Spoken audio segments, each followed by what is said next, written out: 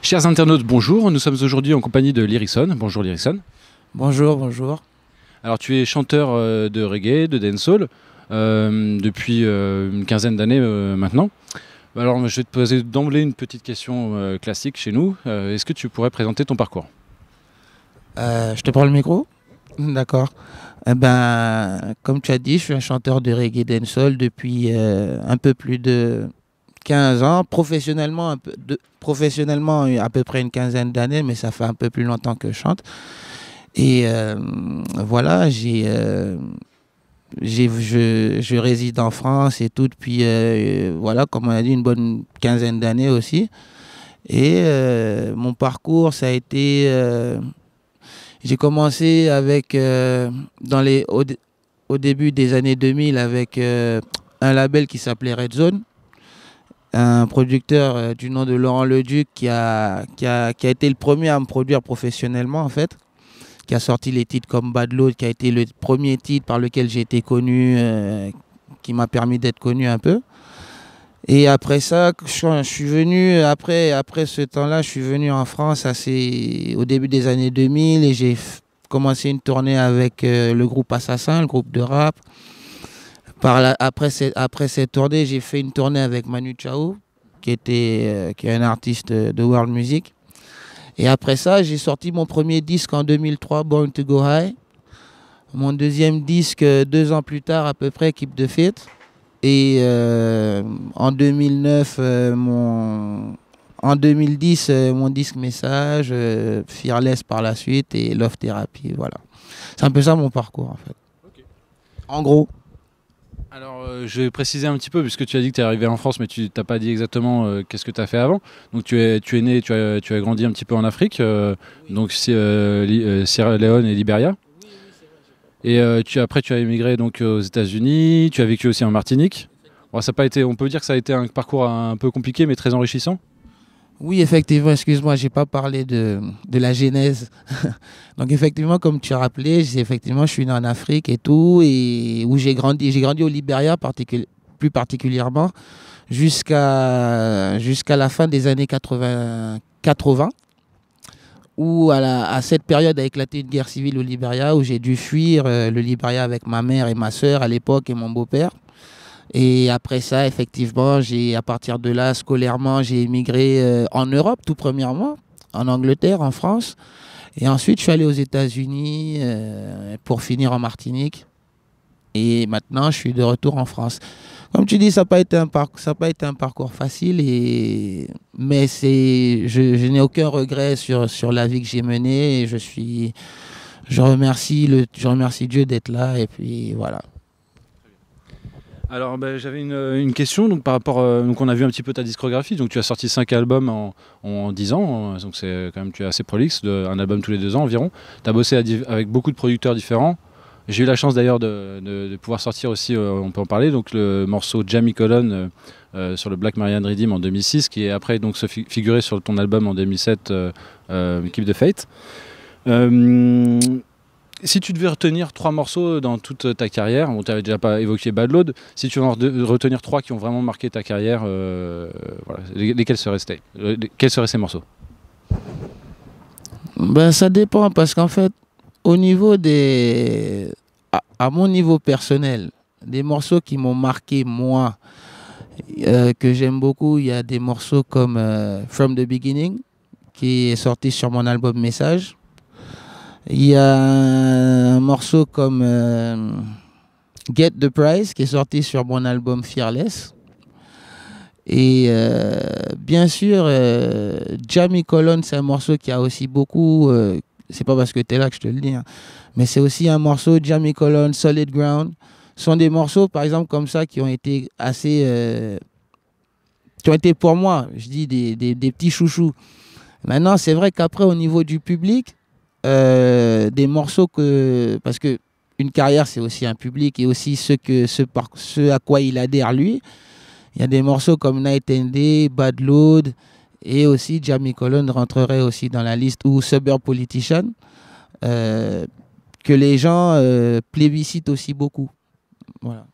Est-ce que tu peux revenir un petit peu sur les lyrics de, on va en prendre trois que le public aime bien, Bad Load, Night and Day et Jamie Colon. Est-ce que tu pourrais nous expliquer un petit peu quels sont les thèmes abordés dans ces trois morceaux, en commençant par Bad Load? Alors le morceau Bad Load, je me souviens, c'est un morceau qui parle en fait un peu des des souffrances en général en fait, et du fait que le système justement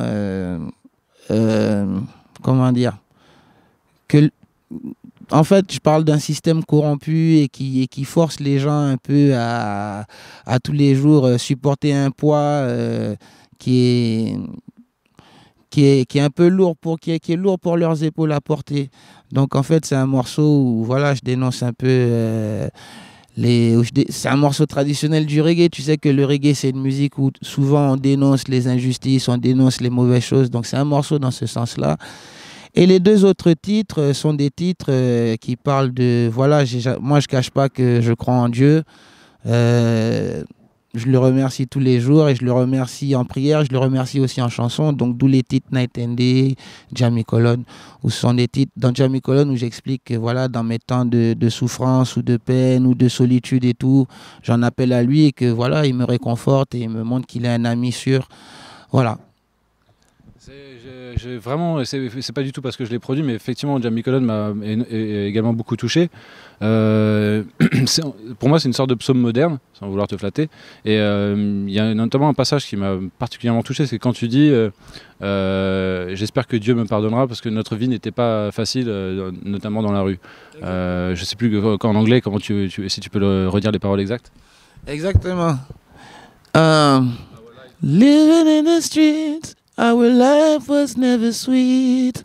Bon, en tout cas, c'est juste pour dire que voilà, Dieu, en fait, je pense que Dieu ne fait pas de différence sur la situation sociale des gens ou sur la situation ni de classe, ni de couleur, ni de religion, mais surtout sur le cœur, l'état d'esprit des gens. C'est-à-dire qu'on peut être quelqu'un de la rue ou quelqu'un de la haute société. Et l'essentiel pour moi, je pense que c'est de faire le bien.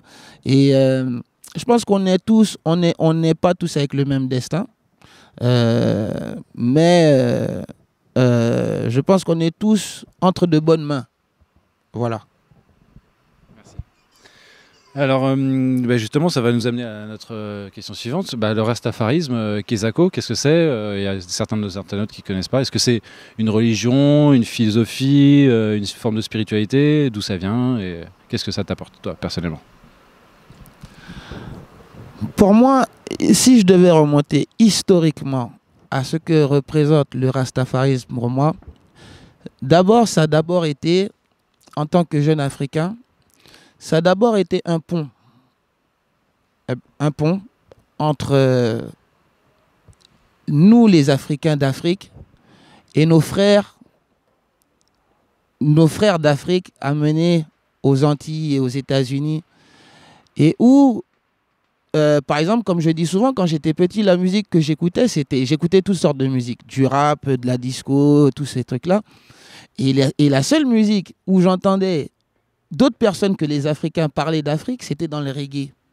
C'était par des rastas. Donc pour moi, mon premier ding-dong par rapport à cette musique, c'est « Oh, tiens, il y a des gens qui parlent de... » Qui sont ces gens qui ne sont pas africains, qui sont antillais, caribéens, et qui parlent d'Afrique. Et ça a été d'abord mon premier contact, je dirais, avec le rastafarisme d'abord. Et donc, le fait qu'ils évoquaient le retour à l'Afrique, qu'ils se considéraient, eux, comme des Africains arrachés à leur terre-mère et qu'ils estimaient qu'ils devaient rentrer un jour chez eux par le rapatriement, ça m'a interpellé au départ. Et donc, à partir de là, j'ai commencé à faire des recherches sur savoir d'où venaient leurs propres croyances en ce fait que, surtout qu'il y avait un lien mystique avec l'Afrique, donc par les prophéties de Marcus Garvey, par l'arrivée de Sélassié, donc il y avait tout un côté mystique aussi intéressant, aussi fascinant aussi pour moi. Et donc c'est ce qui m'a donc je me suis un peu plus impliqué dans la recherche de ce à quoi croyaient ces gens. Et voilà, donc j'ai été intéressé de voir il y avait aussi un côté identitaire dedans. Pas seulement africain, mais aussi, disons, dans le niveau religieux, c'était une réinterprétation de la Bible à la façon pour le peuple noir, disons. Ne disons pas que Jésus était pour les Blancs, Sélassié était pour les Noirs. Voilà. C'est-à-dire que... mais tout en gardant plus ou moins la même forme de raconter,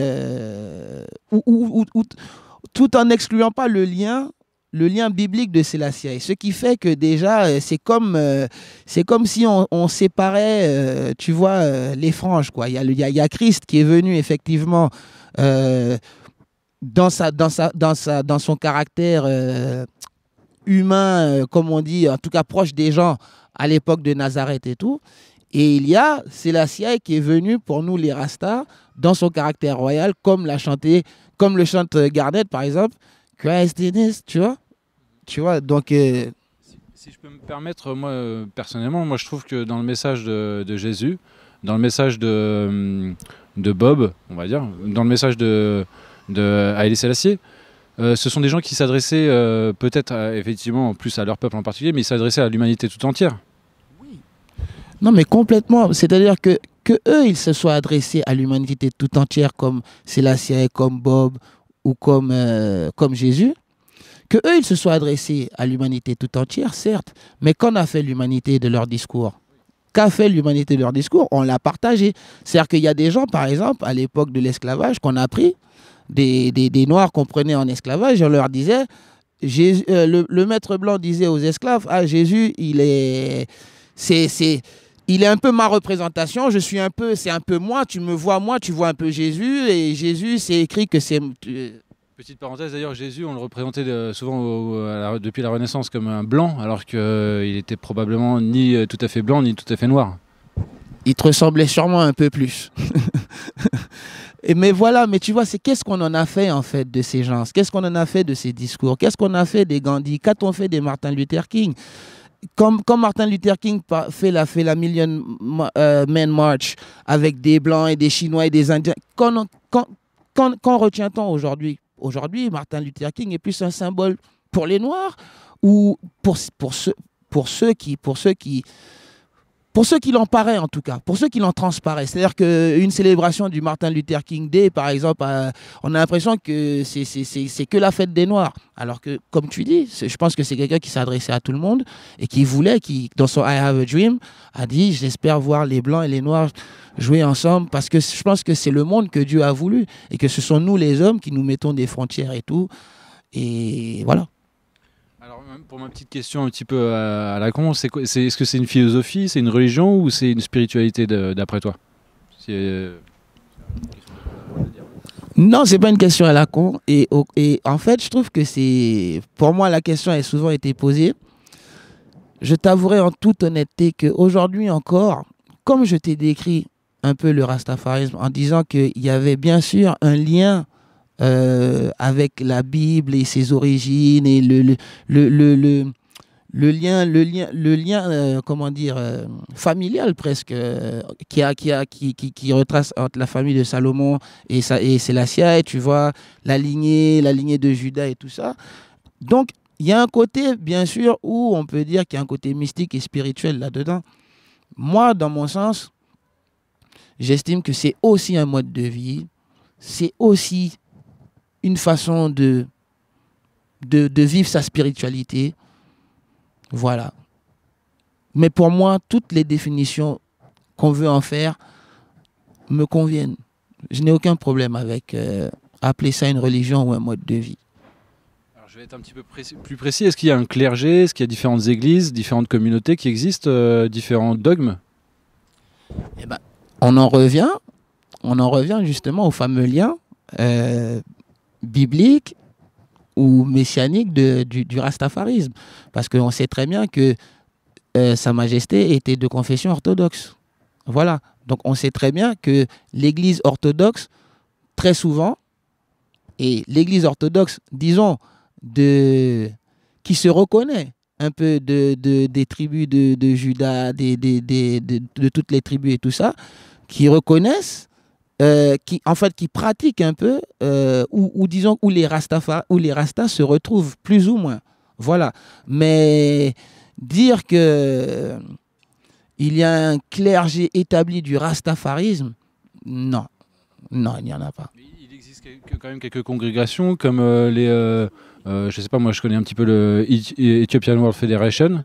Je crois qu'elle a été fondée par Haïlé Sélassié. Il y a également les Bobos Ashanti. Est-ce que tu pourrais nous parler ne serait-ce que de ces deux-là, par exemple?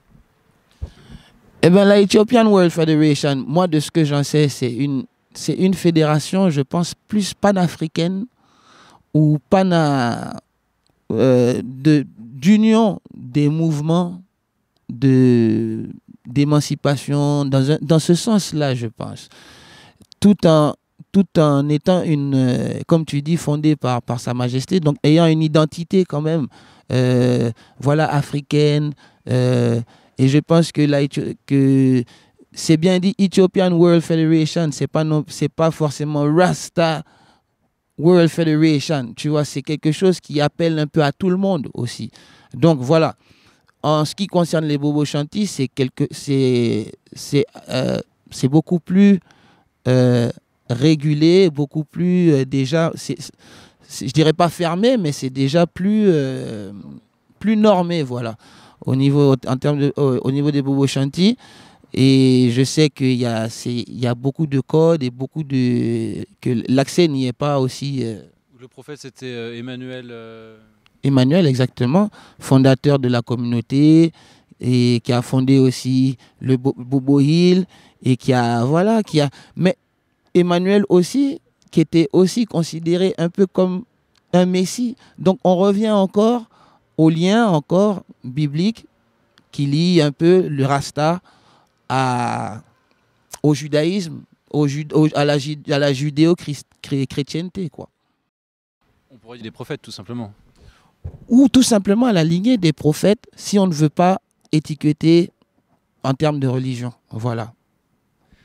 Alors, ma question suivante va être un peu difficile à poser. C'est vrai que je vais me faire l'écho de mauvaise langue, tu es quelqu'un d'assez un petit peu décrié dans le milieu du reggae par certaines personnes qui ont diverses choses à te reprocher, mais notamment ce qui m'avait un peu surpris moi à une époque, c'est tu es taxé par certaines personnes d'être raciste anti-blanc. Peut-être que d'après toi, les blancs ne sauraient pas faire du reggae ou des choses comme ça. Donc c'est l'occasion de répondre un petit peu à ces accusations. En fait, il y a une chose, c'est qu'on ne pourra jamais empêcher les gens de se faire leur avis sur ce qu'on dit. Et c'est vrai qu'au jour d'aujourd'hui, il suffit par exemple, sur les médias sociaux, sur les réseaux sociaux et tout ça, de formuler un avis sur quelqu'un pour que des fois ça prenne des proportions un peu hors de contrôle. Bon. Un avis ou une blague même des fois. Un avis ou une blague. Bon, j'avoue que je ne me cache pas. Je dis ce que je pense. Et je le dis franchement. Pour moi, bon, j'ai entendu les critiques de racisme anti-blanc parce que j'aurais trouvé que certains artistes, disons-le blancs, qui font du reggae, que j'aurais émis des critiques envers eux. Bon, je reconnais que malheureusement pour eux, ils sont blancs. Mais ils auraient été noirs, chinois ou indiens, j'aurais émis les mêmes critiques parce que ce ne sont pas des critiques basées sur la couleur, mais sur sur ce qu'ils produisent. Sur la qualité musicale, sur ce que j'entends tout simplement. Je ne vais jamais me permettre de critiquer quelqu'un simplement sur la forme.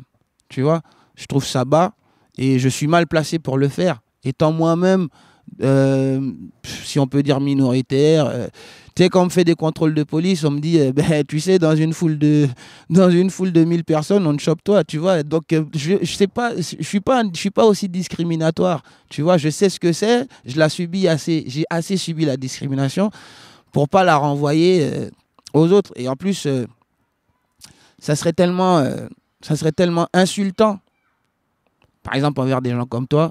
Ce serait tellement insultant, par exemple, envers des gens que je t'ai cités comme Squat et Manu Chao et tant de personnes de couleur blanche avec qui j'ai travaillé, avec qui j'ai fait plein de choses dans ma vie. Donc ça serait vraiment insultant, tu vois, ou hypocrite, complètement hypocrite de ma part, de même te serrer la main, tu vois ce que je te veux dire, ou quoi que ce soit. Donc voilà, déjà à ce niveau-là, au niveau d'être taxé de raciste, je trouve ça, comme on dit dans la boxe, c'est un coup bas.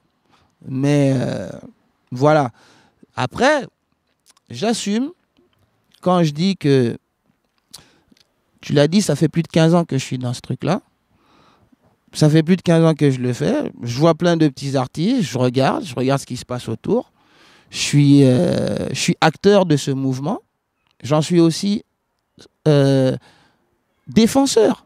Pas son garant du tout. J'en suis pas le fondateur, ni un pilier ou quoi que ce soit. Je ne me dis pas que j'ai droit de vie ou de mort sur la carrière de qui que ce soit en France ou dans le monde. Tu vois, j'émets juste un avis sincère sur l'évolution du milieu comme je le vois. Et donc, j'ai émis un avis effectivement sur quelques artistes que je trouvais, et je peux le dire sans... Voilà, il y a des artistes que j'ai trouvés un peu médiocres et j'ai trouvé qu'on leur faisait de la publicité et que je trouvais que c'était une publicité qui n'était pas forcément basée sur ce qu'ils offraient comme travail, mais que c'était une publicité identitaire, et je le dis sans retirer le moindre mot. Je dis que je trouvais que c'était qu'on leur faisait de la pub à eux beaucoup plus parce qu'ils étaient blancs, parce que je connais plein d'artistes caribéens, noirs ou patati ou machin que je trouve beaucoup mieux qualitativement qu'eux et à qui on n'offre aucune publicité. Voilà. Pour aller un petit peu dans ton sens, c'est vrai que je dirais moi les choses d'une manière un peu inverse. C'est-à-dire que souvent les artistes les plus comment dire, contestataires sont ceux qui sont malheureusement boycottés par le système, puisque leur message justement dérange le système, quoi. Effectivement. Donc, exactement. Et je pense qu'il y a un souci si le reggae n'est plus contestataire.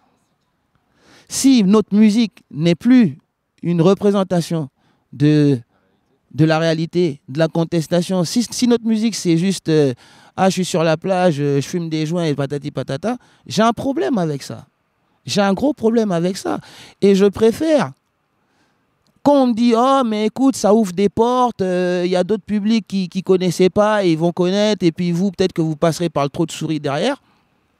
Je dis d'accord, mais ce public-là, quand je vais venir avec mon vrai message, et qui va me dire elle est où la chanson sur la plage et tout, nanani, ou sur la ganja, je serais pas... Voilà, je pense que là, je serais confronté, et je commence déjà à l'être de plus en plus. Je commence déjà à l'être de plus en plus, confronté à un public jeune et complètement festif, et qui se sent pas concerné par le côté conscious ou du message et tout ça. De plus en plus, et regarde ce qui est devenu le rap, regarde ce qui est devenu le blues, regarde ce qui est devenu la soul, toutes ces musiques dites contestataires à la base. Mais aujourd'hui, on n'en veut plus. On veut du disco, on veut du BPM rapide, on veut faire danser les gens, on veut que ça fasse popper le champagne, on veut que ça roule dans les trucs. Bon, je dis pas non, mais c'est pas la réalité de toute personne sur cette terre. Et le reggae musique a toujours été une musique qui a amené la contestation, qui a amené les soucis, les tracas de ces gens aux oreilles d'autres personnes par la musique. Et donc, si aujourd'hui, on décide de choisir les gens qui ne sont pas contestataires et qui ne représentent pas du tout cette frange de population, ben non, j'ai un problème avec ça. Voilà. Alors, pour notre public, pour nos internautes qui ne sont pas super anglophiles, quand on parle de reggae conscious, on parle de musique reggae donc qui est consciente, c'est-à-dire qui aborde les thèmes sociaux, d'actualité, même les plus douloureux, quoi. Alors justement, ça nous amène un petit peu à la fin de notre interview. Je voulais te parler avec toi un petit peu d'actualité. On discutait en préparant cette interview des manifestations par rapport à ce qui se passe en Palestine. D'abord, qu'est-ce que t'inspire les événements qui se passent là-bas, les bombardements sur Gaza, etc. Bien sûr, le triple meurtre qui était à l'origine. À l'origine, on pourrait même presque dire que c'est pas le triple meurtre qui est à l'origine de tout ça. Si on était un petit peu cynique et un petit peu complotiste comme moi, je dirais que ce serait peut-être l'accord entre le Hamas et l'OLP qui était à l'origine de tout ça. Alors, je te passe le micro et voilà, je sais que tu as pas mal de choses à dire. J'ai pas mal de choses à dire, mais bon.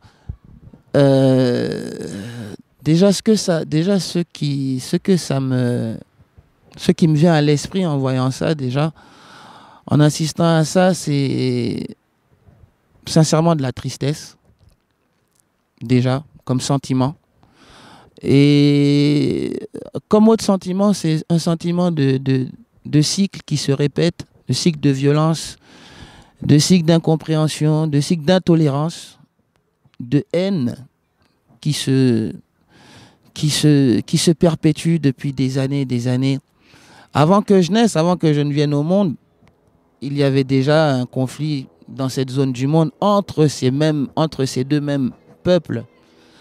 Et les causes déjà à la base étaient un peu similaires, elles ont évolué. Bien sûr, il y a eu beaucoup d'évolutions dans les revendications, dans ce qui crée le conflit aujourd'hui, mais elles étaient quand même déjà un peu les mêmes que ce que ça est aujourd'hui.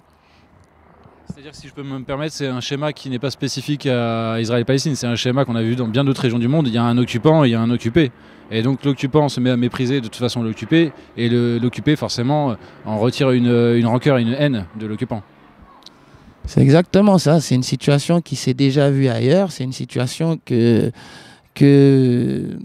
beaucoup de peuples de ce monde ont déjà vécu, de dominants dominés ou vice-versa. Donc on n'est pas étranger à ce qui se passe en Palestine pour cette raison, parce qu'on comprend la situation exactement. Les médias essayent de nous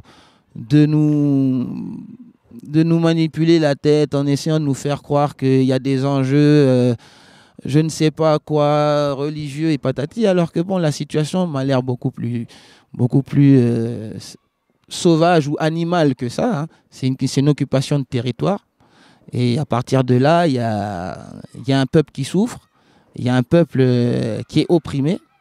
Et c'est vrai qu'il y a un gouvernement qui en opprime un autre. Et moi, tout ce que je peux dire, c'est qu'il faut arrêter un peu l'hypocrisie.